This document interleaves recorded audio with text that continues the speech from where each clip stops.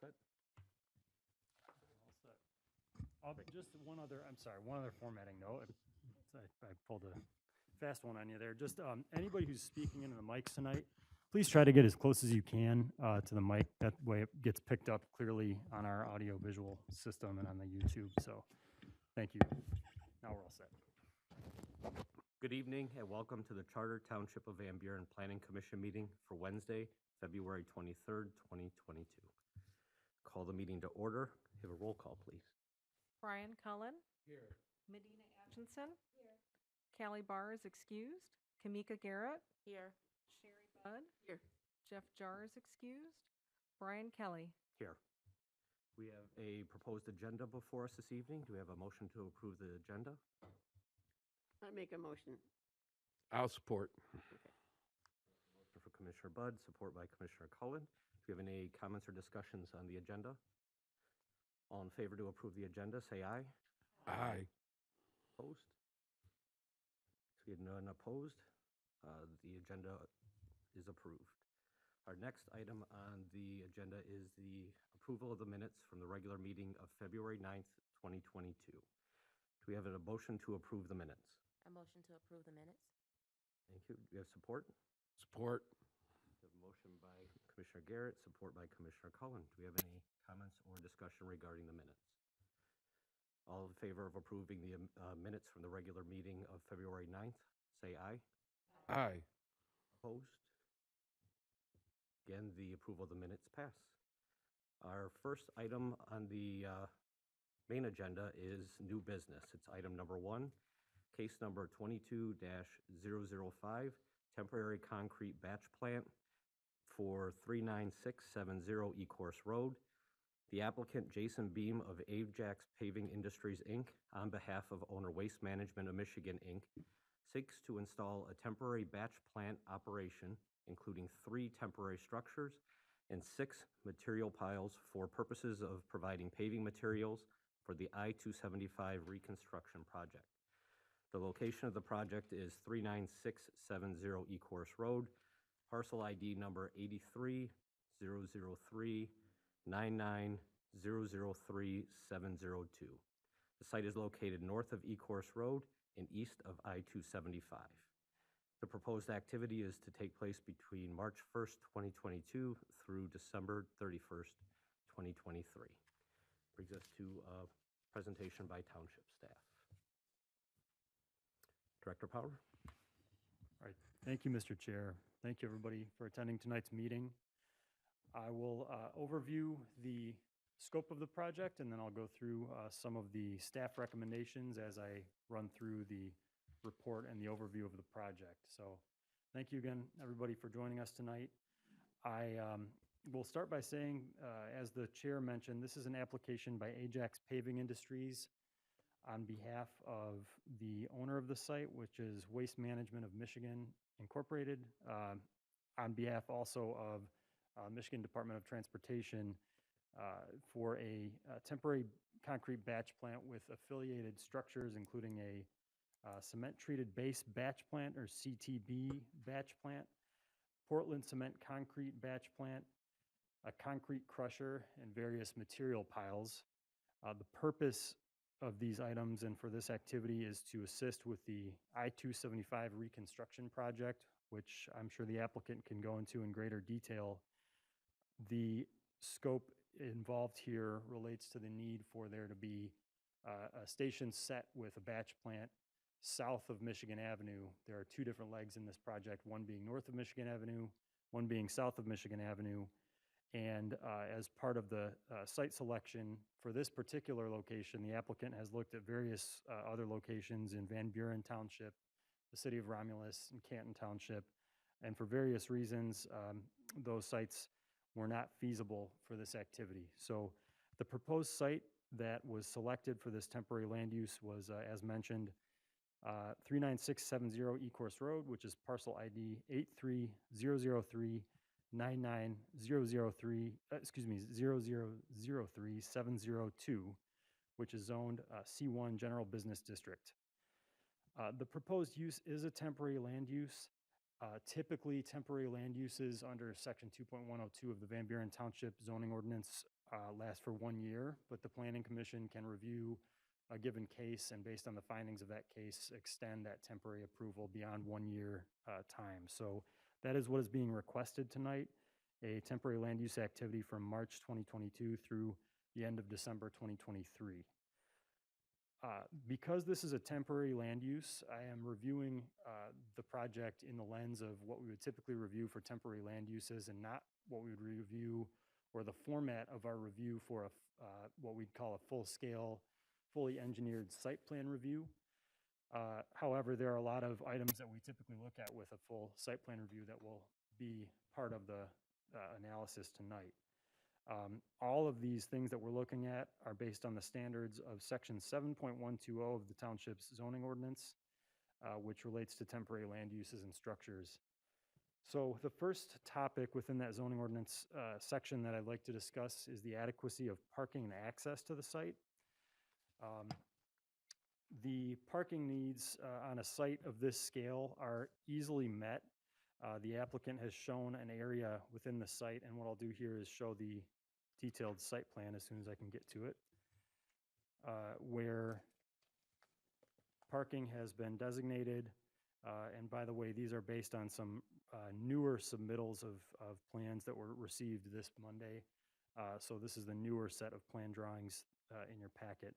But as you can see here, there's off-street parking, roughly room for 43 spaces for employees and people accessing this site with passenger vehicles and trucks, 9.5 by 20 feet in dimension. These won't be striped spaces, but they're showing the dimensions here in relation to the scale of the overall site. So there will be adequate parking spaces. One of the first conditions in my report was related to just showing the dimensions of those spaces in the scale of the site, and the dimensions are shown on this drawing as 24, with a 24-foot maneuvering lane adjacent and a 9.5 by 20 space. As far as access to the site, this is one of the most analyzed aspects of this proposal is access, and it'll be a theme throughout my comments here tonight. But the access to the site is provided on a 30-foot wide access road that lines the eastern edge of MDOT's right-of-way extending north of Ecorse Road on the east side of I-275. There are detailed depictions of the access on this is a zoomed-in, scaled-up access plan. There's also a circulation plan that was provided with the other materials in this proposal. And allow me to find my way to that.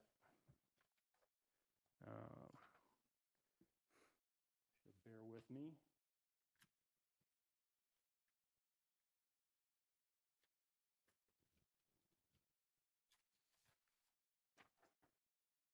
Well, here's a combined view of both the traffic information and the circulation. So we can use this just to convey the circulation to the site for now.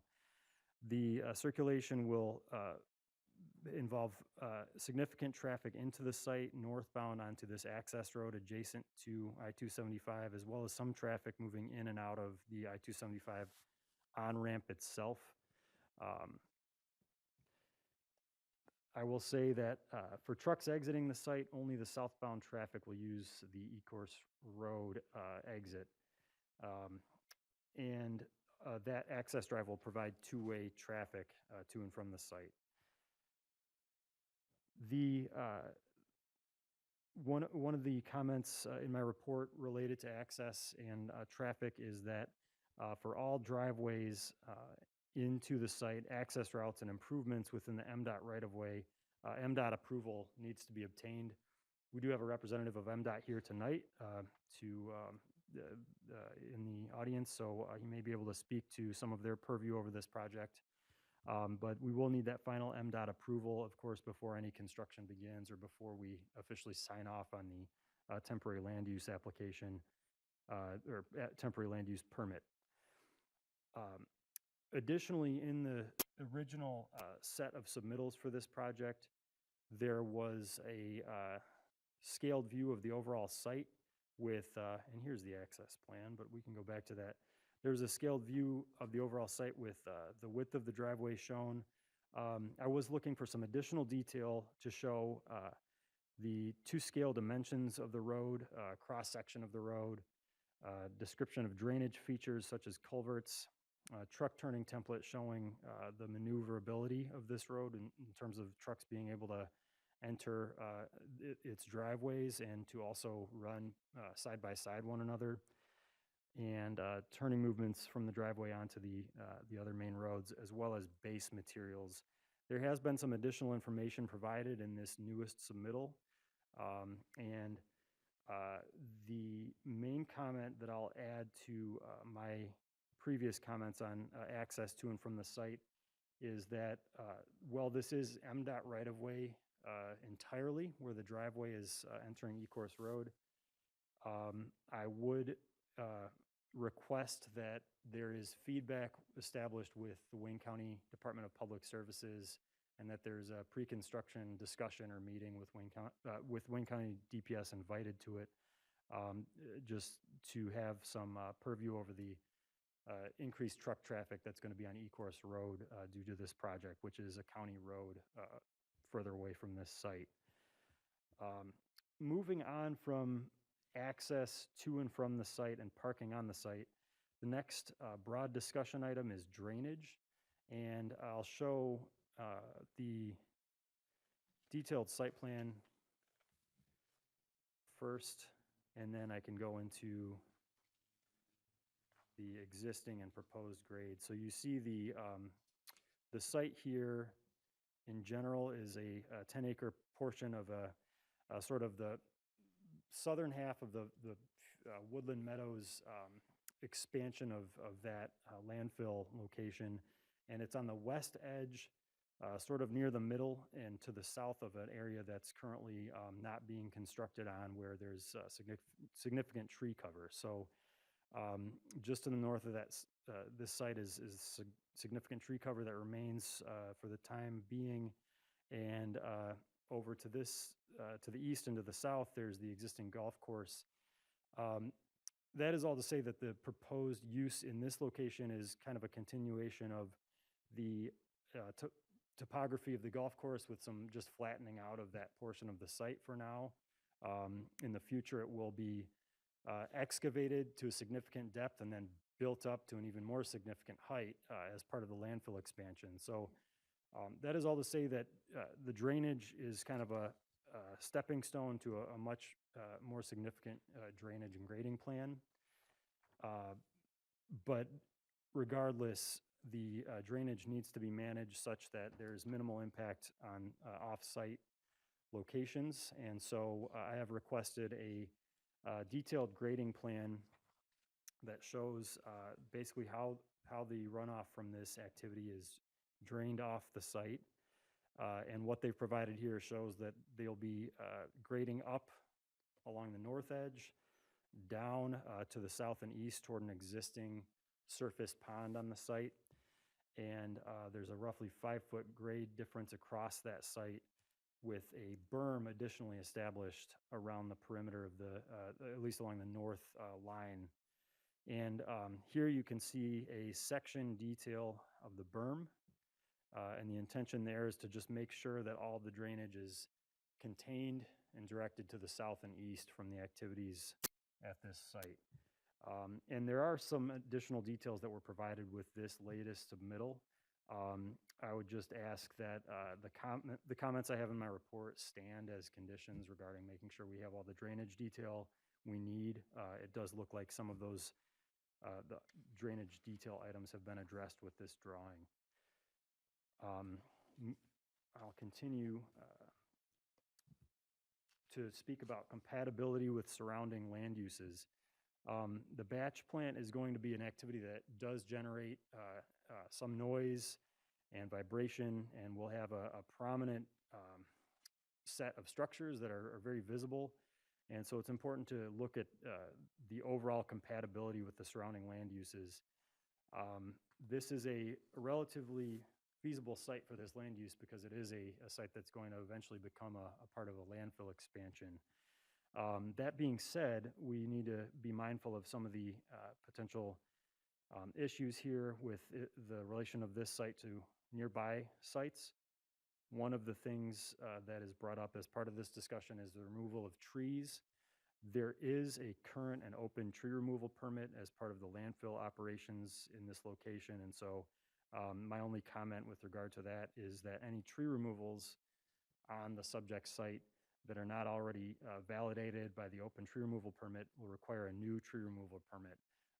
By the account of the applicant, the existing tree removal permit covers every bit of clearing that would occur for this batch plant. Moving on to the size, height, and type of construction of the proposed buildings and structures in relation to the surrounding site. What I would like to point out here is that there will be a 20-foot tall crusher, 32-foot tall CTBPB plant, and a 68-foot tall PCC or Portland Cement Concrete plant. Now, these are not buildings under the regulations of the zoning ordinance. These are temporary structures, so there is some flexibility with regard to height regulations. I did ask that the applicant provides scaled drawings that show the dimensions and material of these structures, and I think that's the last set of sheets that I have here, although my comments are not done just because I'm at the end of my visuals here. But here's a image of what that PCC plant looks like, and that is that's the 68-foot tall structure. So this is by far the tallest structure on the site that's proposed. Something that you would expect for a 2-year batching operation. Another item that's covered under our temporary land use chapter is the display of sufficient setbacks from the road rights-of-way and lot lines.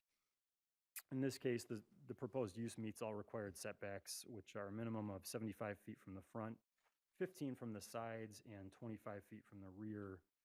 This site, at the nearest position of any of the structures, will be over 200 feet from a lot line.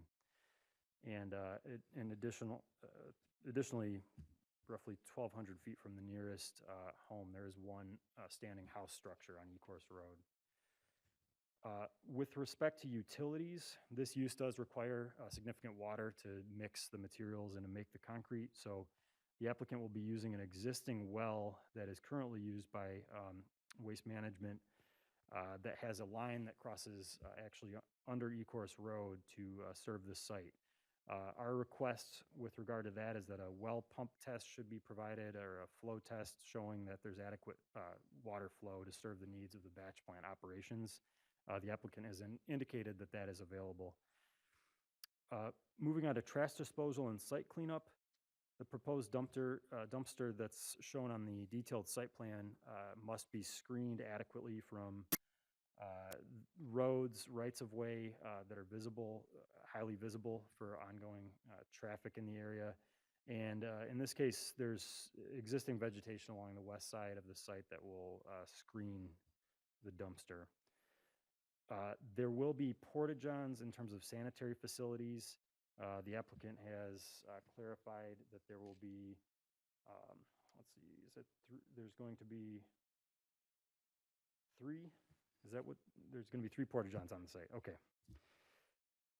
As far as hours of operation, I've just relied on our township engineering standards for any construction project that we have to adhere to. All work on the site being performed during regular working hours from 7 a.m. to 7 p.m.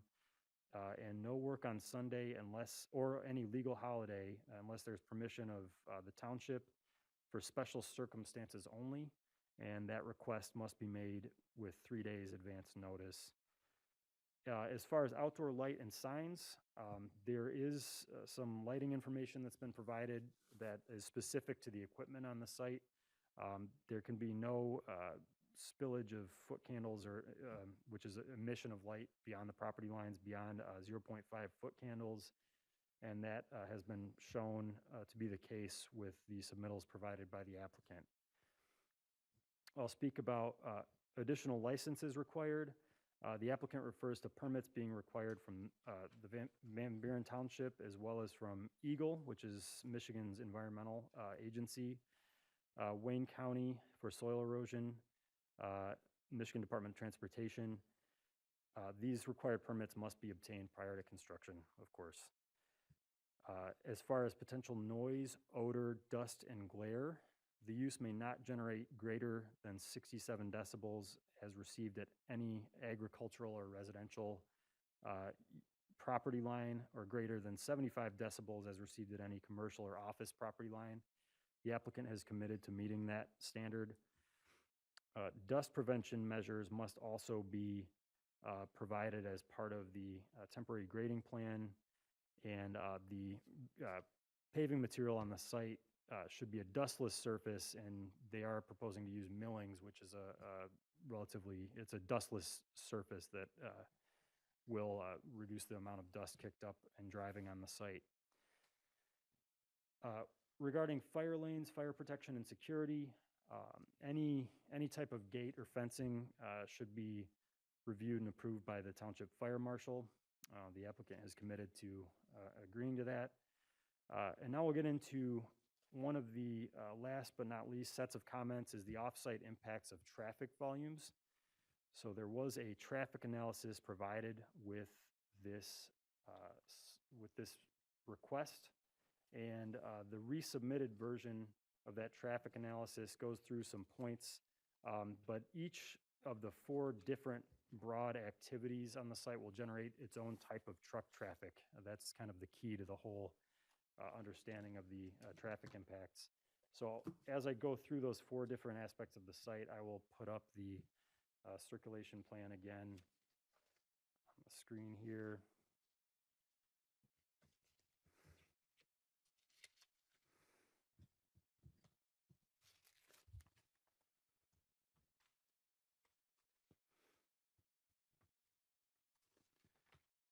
So here is the average daily traffic information at a broad level for the entire site. It's a little bit hard to read, but this is also in your packet.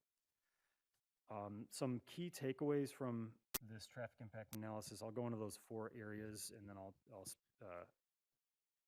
mention some takeaways as well. But first, the first takeaway is there's 4 different areas that are impacted. The crusher operation involves trucks hauling broken concrete to the plant site and empty trucks returning that concrete to the I-275 work zone. There will be an average of 120 truckloads per day, and about 65% of that traffic will be exiting I-275 via the southbound E-course ramp, and 35% will be exiting I-275 via the northbound E-course ramp. The CTPB plant will involve about 100 truckloads per day, with about 65% of the traffic exiting I-275, again, southbound on E-course, and 35% exiting I-275 via a northbound E-course ramp. The cement mixer, or the PCC plant, will involve about 200 truckloads per day. Again, a similar distribution for those trucks. And then finally, the aggregate and cement supply, which involves hauling sand, stone, and cement from the offsite suppliers and returning materials, returning for return trips for those materials. That's about 100 truckloads per day in a portion of the year, as with about 20% of the truck traffic exiting I-275 via southbound E-course ramp, and about 80% exiting northbound. So that's kind of a breakdown of the overall truck traffic. That aggregates to about 520 average trips per day, but again, they're going in different directions, and they're not all using the same driveways, and that's in kind of the peak construction season. The applicant clarifies that number would rarely be met due to there not being a high likelihood of 2 or more activities at one time. There is at the greatest increase, there's only about a 5% or 4.6% E-course, 4.6% increase of truck traffic on the northbound entrance ramp from E-course Road, and a 4.5% increase eastbound truck traffic on E-course Road from Hannon Road to I-275 in comparison with current average daily traffic. So There's about 16,200 to 18,600 trips per day on this stretch of E-course road, depending if you're going eastbound or westbound. This use at most will add about less than 5% at any studied section within that. But it's important to note that that is going to include a significant increase in truck traffic relative to what's on the road, which is why Wayne County's involvement will be important. The last set of comments that I'd like to go over is the necessity of a performance bond to ensure the proper removal of the activity and any other concerns that may impact public health, safety, or welfare. I would request a bond that's equal to the amount that would be required to essentially remove the equipment and restore the site to a stable grade. So that dollar amount I'm requesting being provided from the applicant and then reviewed by the township engineer to establish a bond when this is being completed. It is important to know that once this activity is done, Waste Management intends to move in almost immediately and proceed with their expansion into this portion of the site. And then that relates to the very last comment, which is that to ensure the temporary nature of this use, the concrete batching operations must be completed by December 31st, 2023. So with that, the Planning Commission has adequate information, in my opinion, in my interpretation, to conditionally recommend approval for this for up to 2 years, or up to, through December 31st, 2023. And the conditions in my report, I have mentioned kind of throughout the night here.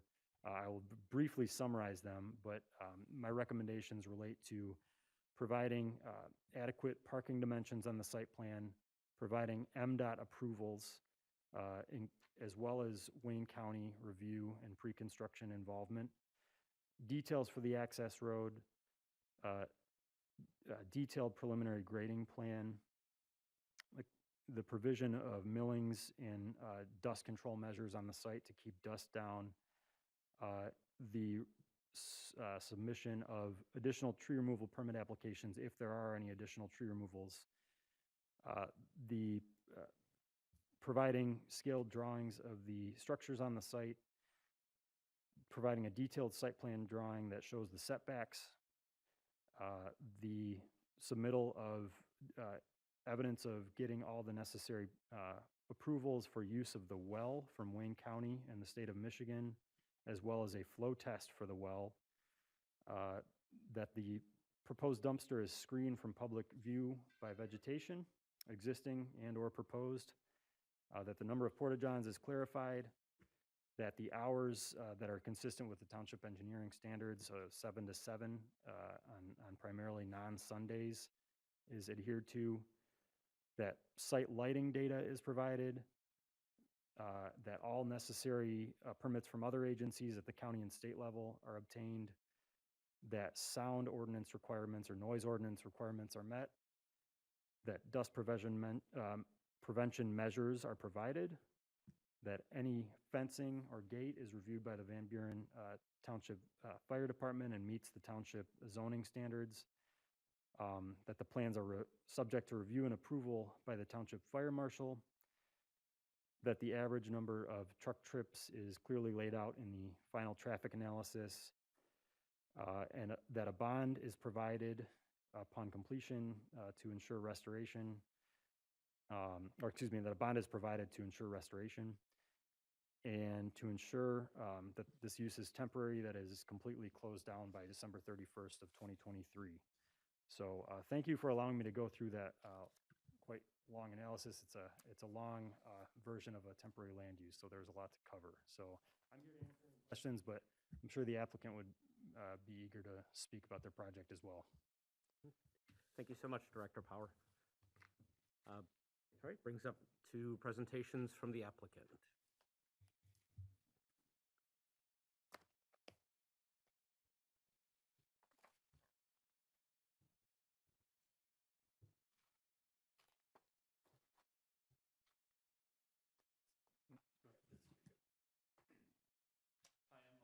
Jason Beam with Ajax Paving. Just want to start off to say, well, thank you for taking time to review this proposal by us here. It's extremely, extremely important um, uh, plant site location for the operation of the I-275 project. I just wanted to mention that we did start with, and normally we start with finding locations within the MDOT right of way. It creates less issues, less impact on the local community. Unfortunately for this job, the way it's set up is a 14-mile long job, and we broke up the north half and south half. This is an extremely large mega project for MDOT. A 7-mile long job is generally a large highway project. So we have plant sites, a CTB/crusher site on the north end located at Ann Arbor Road in Ann Arbor Road interchange. And then we also have a north concrete plant, PCC plant that will be going up at the Ford Road interchange to cover the north portion of the job.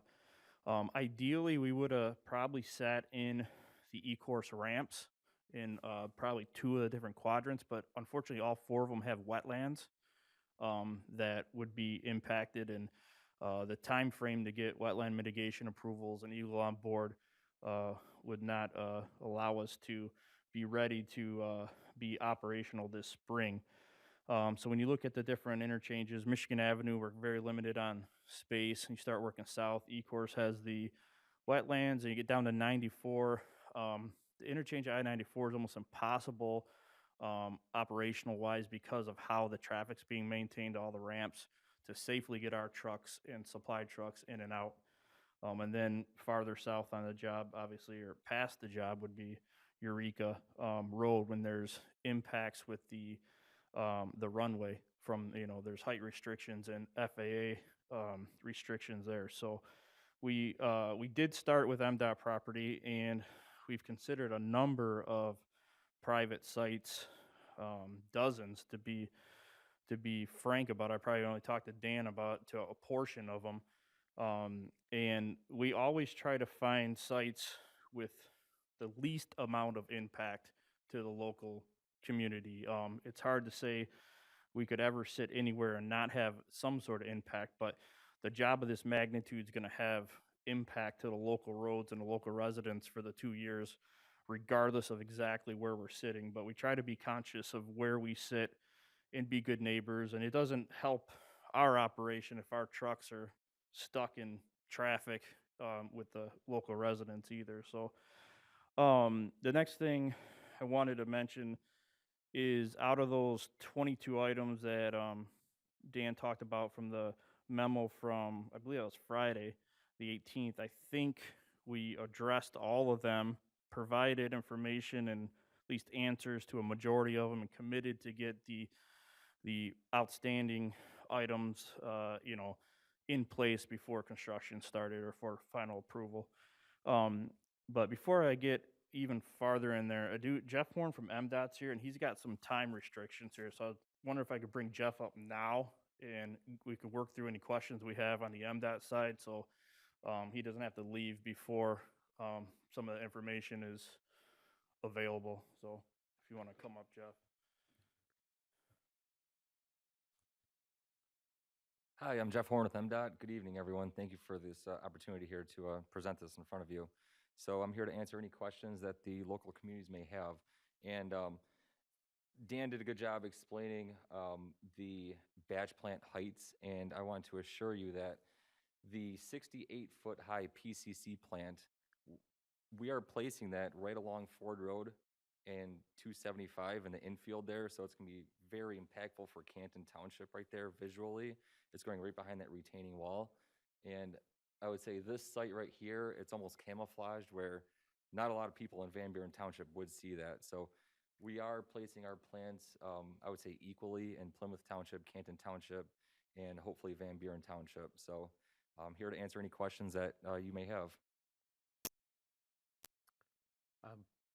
Typically, we do our questioning after the presentation, but again, Sorry. Is anybody opposed to asking a few questions from MDOT? So Mr. Corn could leave? I can ask. Okay. Through the chair, Mr. Horn, in your letter dated February 17th, you indicate that MDOT is close to approving the temporary access.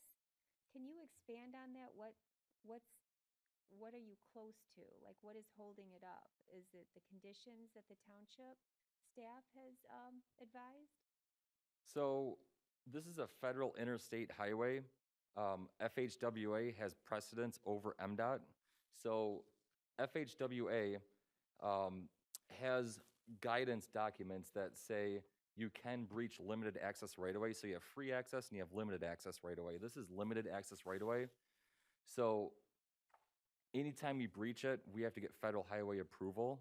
And I'm still waiting for their approval. We're 99.9% there. I'm just waiting for one signature on that document, and then MDOT will issue approval for this, this concept here. But until I receive that FHWA approval, that signature on the document, it's hard to approve it right now. So just waiting for communication with Federal Highway, but we're almost there. Okay, thank you. Thank you, Commissioner Atkinson. Does anybody else have questions for Mr. Horn? I don't. Oh, okay. Oh, thank you so much. What's the time frame you think within the next few days or by next week? I would say by the end of this week, I should have Federal Highway approval. And I have reached out to Wayne County. I reached out to Wayne County to 3 different people. So we have begun the discussions here of informing Wayne County of this. In fact, their traffic signal group, their permit department, and their traffic department. So some people are aware of what's going on out here. So it's not like they're completely in the dark. They are kept in the loop here. So. Dan gave us another 2 more contacts today that I can get with you tomorrow. Okay. Can push to get a meeting with those guys. Perfect. So I'm going to stick around till about 8:45, but I have to take off at 8:45. I apologize. Oh, no, thank you so much for coming this evening. Sorry to interrupt, Jason. What's that? You're fine.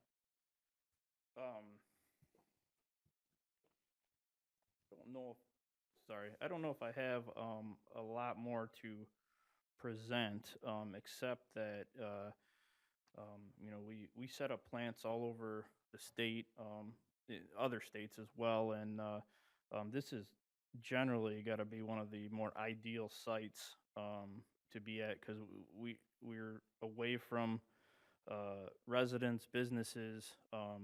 You know, we were looking at a site off Haggerty Road that we understood why the township had a lot of concerns with some of the impacts for the residents and businesses there. So we feel like we've done our due diligence as far as you know, putting the plan together to, again, we don't want to be the big billboard for everybody. We don't want to be the headache for everybody, but the business we're in, unfortunately, a lot of finger pointing at the traffic backs up on 275 and everything. So we try to set up our operation to kind of fit in with the project itself and the scope itself. And we think this proposed site works as well or just as good as a spot within the right-of-way for having minimal impact. So with that, I think I'm done with my presentation. Okay, thank you so much. It brings us up to Planning Commission discussion. Do we have anybody on the board that has questions for either the applicant or for Director Power? Through the, excuse me, through the chair, a question. How is the trucks moving southbound? My understanding is that the southbound lanes are going to be completely shut off, and it's going to be traffic only on the northbound lanes. How are those cars going to exit and mix with the trucks coming southbound? Because I assume your trucks are going to be on the existing southbound lanes coming in, and you're going to have traffic exiting off of the 275. Is there going to be a problem with the mixture of the trucks and the local traffic or the traffic coming off of there? If I understand you correctly, yes.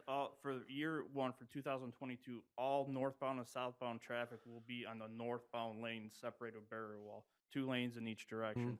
The construction zone will be in southbound where our trucks will be coming in and out. And all those temporary ramps crossing over to exit, all the construction traffic, which would be more than just our vehicles, Right. all will be we have to merge with that traffic. We yield to the ramp traffic, and once it's clear, the construction traffic enters that lane and goes through. So there's numerous other operations. That's the only way really in and out of these jobs, and that's not,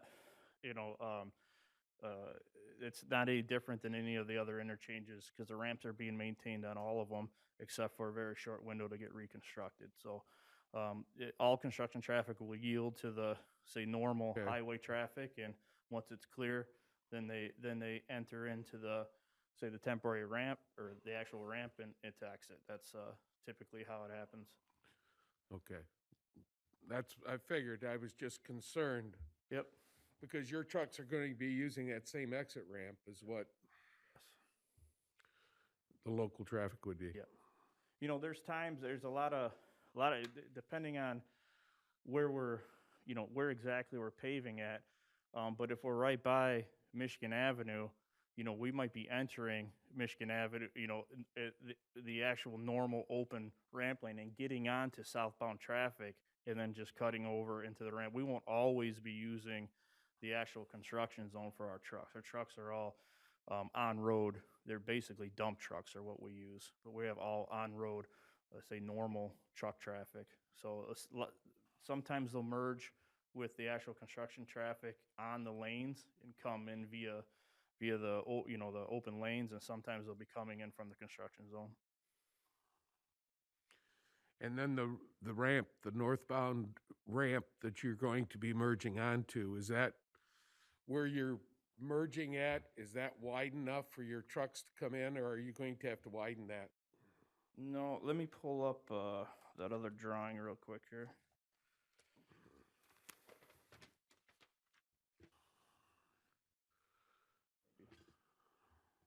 It's the existing ramp's 2 lanes at the top. There's actually two right-hand turn lanes on westbound E-course. So part of our MOT plan is to close the outside, the far right lane. So actually only have 1 lane of open traffic, and they will go on the ramp, separated by barrels, and they'll join on the ramp.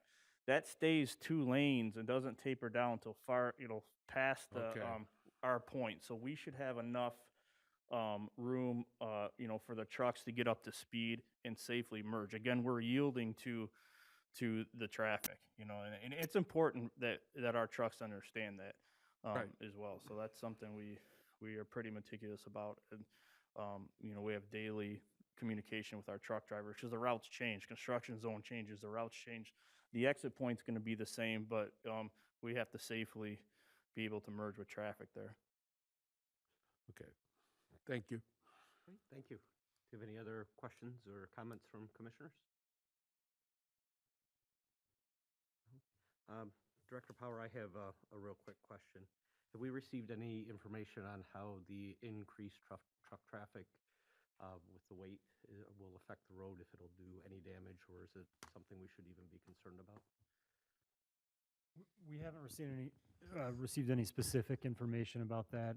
That's where I had hoped to get some feedback from Wayne County Department of Public Services, but E-course Road is certainly built to standards that can withstand these types of trucks. It will be a significant increase for the couple of years that it is occurring. I'm not sure. Well, I believe E-course Road is a Class A road, so it should be rated for, as it is the freeway is and whatever for the truck traffic. Yeah. Well, thank No you. specific other information, though. Okay, thank you so much. If we have no other questions, it brings us up to public comment.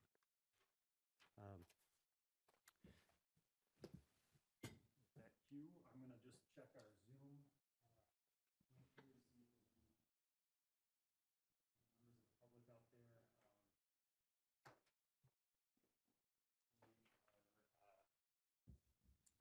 Faithful planning consultant is on the call, but nobody else from the public that I can see. So, Okay, thank you so much, Director Power. So are we ready to take action on this agenda item this evening?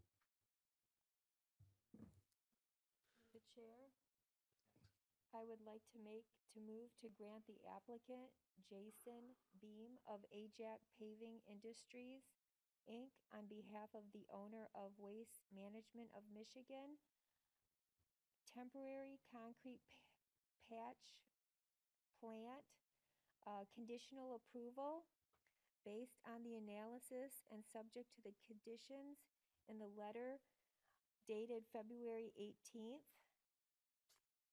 authored by Dan Power. This is a conditional approval at the site of 39670 Ecorse Road, parcel number 830003990003-702. Thank you.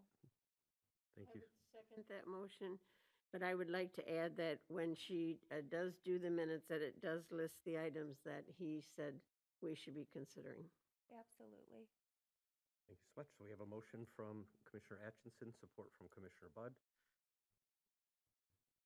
Do we have any comments or discussion on the motion? Seeing as none, could we have a roll call, please? Kamika Garrett, Here. Roll call. Yay or nay? Yay. Okay. Sherry Budd, Yes. Medina Atchison, Yes. Brian Cullen, Yes. Brian Kelly. Yes. All right, and the motion is approved. Thank you so much.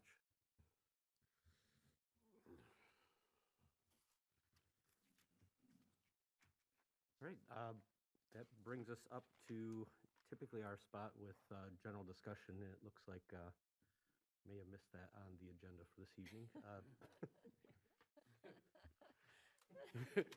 Tonight. No, but that's appropriate because I have no general updates for the Planning Commission other than that there will be a meeting on March 9th. Okay. I make a motion, we adjourn. Support. Aye. Opposed? All right, motion carries. Thank you. Thank you, everybody. Great meeting. Thank you. Okay, so apparently I'm tired. Here? Service. You know, people would be complaining about the roads. Good, thanks. Thanks, Jim. Yep. Appreciate it. Yep. In touch, thanks. Doing? Good. Good. Everything going all right? Hanging in there. Everything's good? Yep. That's good.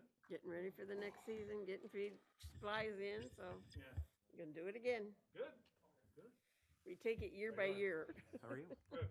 I know. Yeah.